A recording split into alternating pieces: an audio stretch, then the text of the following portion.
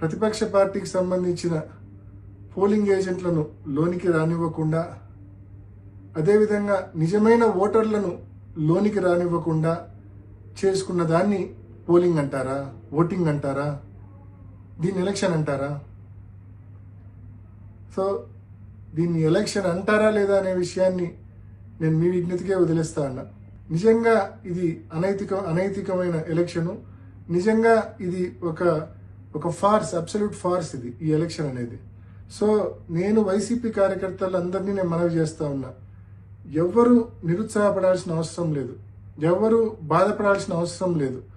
వీరికి గుణపాఠం చెప్పే టైం మనకు కూడా వస్తుంది. కానీ ఆ రోజు మనం ఈ మాదిరి దొంగ ఓట్లతో కాదు, మనం ఎప్పుడూ చేసే మాదిరి నిజమైన ఓటింగ్తోనే నిజమైన ఓటర్తో ఓటు వేయించి వీళ్ళకు గుణపాఠం చెప్దాము.